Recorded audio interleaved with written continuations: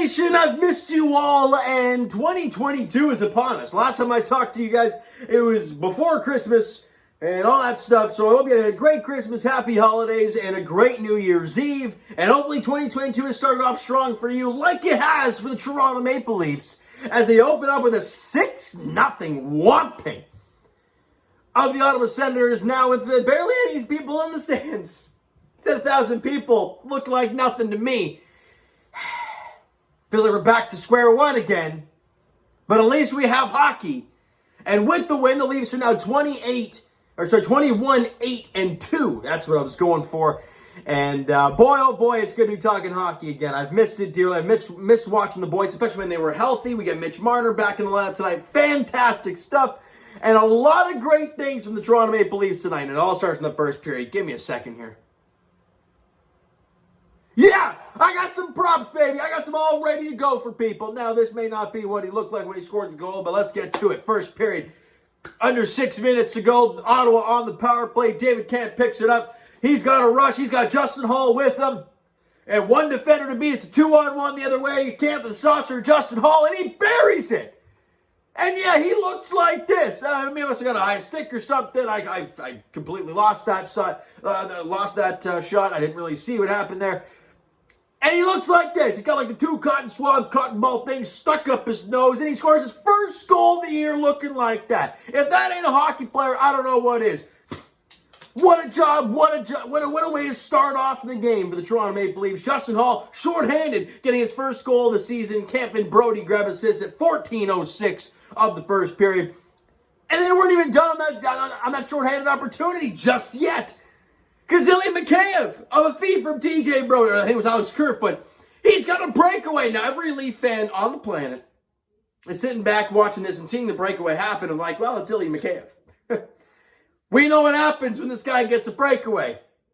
And then everyone loses their mind. Oh, okay, that does not happen when he gets a breakaway. Mikheyev scores. He beats Matt Murray. And the Leafs got a 2-0 lead. That goal is not even 30 seconds after the Hall shorthanded goal. Two shorties on the same Ottawa power play for the Buds. And we're up 2-0 after one period of play. Shots and goal 11-4 in favor of the Leafs in the period. We go to the second period, and a point shot from Morgan Riley gets knocked down, but TJ Brody's there to pick up the loose puck, and instead of just firing with his backhand, goes for the wraparound on his backhand, and he does, and he beats Matt Murray. TJ Brody's got a goal. Riley Kerfoot grabbed assists. That goes at 7:18 of the second period. The Leafs are off for, it feels like almost a month. It feels like it. And the first three goals back are Hall, Mikheyev, and TJ Brody. Who the heck saw that coming? That's why I don't do sports betting, because I would never bet on a million years that would happen. But it did, and the Leafs got a 3-0 lead after 2 periods of play. Shots and goal in the second period were 15-9 in favor of the Toronto Maple Leafs, all right? We go to the third period, and the Leafs just kind of had an onslaught, right? Willie Nylander gets loose, and he goes right up the center of the ice, splitting two defenders. A beautiful feed from, I believe it was Alex Kerfoot, could have been Travis Dermott, I can't remember who it was.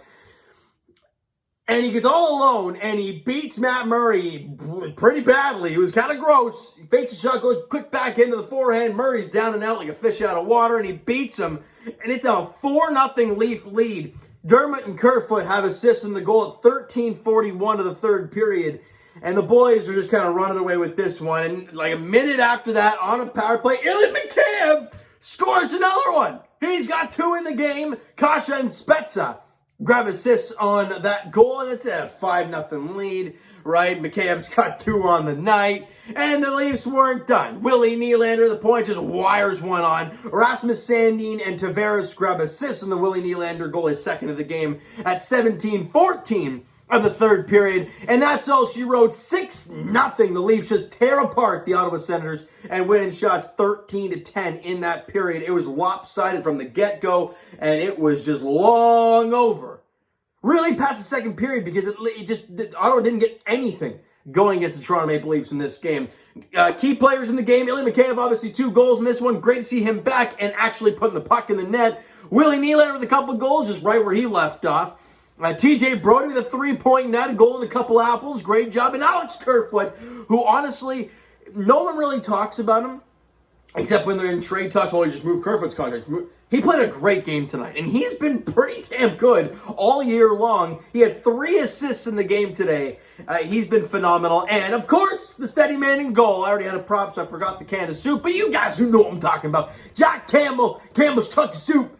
He gets the shutout in the game today. Only 23 shots allowed. So, I mean, nothing really high danger from the Ottawa Senators. But 23 shots on goal, 23 stops for Jack Campbell. So, an incredible job in his, I want to say second half debut, but really it's not a second half, even though we're going to have a 3-week break or whatever the heck it is for the All-Star break / Olympics that they're not going to, which is probably where they're going to make up some of these games if we're allowed to even play here against American teams, which I don't know if even that's going to happen at some point. So this is all wild. Now, they were 0 for 3 on their power plays and allowed 2 shorthanded goals. The Leafs had 6 power plays. They scored on one of them, the second Mikheyev goal.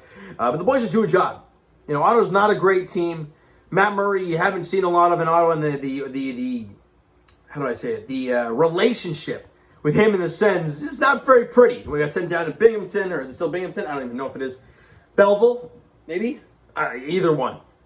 And, you know, he comes back up, and it's just like, it just seems ugly, that relationship. Then he goes and allows 6 goals against Toronto Maple Leafs. Not very pretty for Matt Murray. And the Leafs do get 6 power plays, so Ottawa didn't help him at all anyways. But, again, special teams, a big factor. We scored 2 shorthanded goals and a power play goal. They got no shorthanded goals and no power play goals. And the boys just do a job against a team that they should beat, right?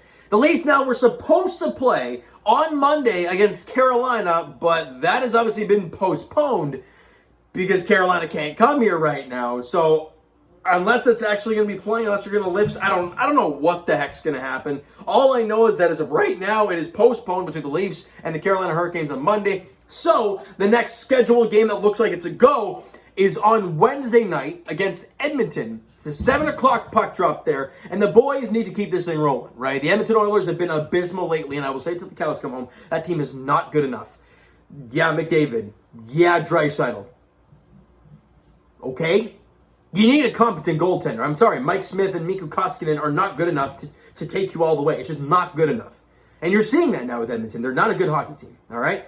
You take on those Oilers, and I might eat my words on Wednesday, but hey, I'm just speaking what I feel about the Oilers, and I will continue with this until they prove me wrong. 7 o'clock puck drop there at Scotiabank Arena, all right? So you know what, guys? That is going to do it for this one. If you enjoyed the video and you guys are happy that the Leafs hockey is back, smack the like button. Do appreciate that. Hit that subscribe button. You guys not already, comment down below thoughts on the video, thoughts on the game, what you like, what you not like from today's game today for the Toronto Maple Leafs. Twitter link is down below, so follow up, send me a DM to that great stuff. The Instagram link is down below, so follow up there if you have not done so already, guys. And I will talk to you, okay, Raptors edition tomorrow?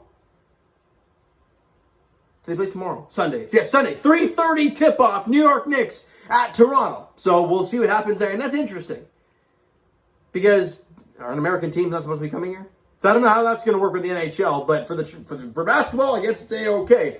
As Raptors host the Knicks tomorrow, 3:30 tip-off. The Raptors looking for back-to-back dubs. Beat up on the Clippers yesterday, winning 116-108. Looking for that back-to-back dub to be a game under 500. We'll have to see how that plays out tomorrow afternoon at Scotiabank Arena. And as for the Toronto Maple Leafs, their next scheduled game is on Wednesday against the Edmonton Oilers, 7 p.m. puck drop there at Scotiabank Arena. Thank you guys so much for listening and watching. I hope you enjoyed the video. We'll talk to you guys then.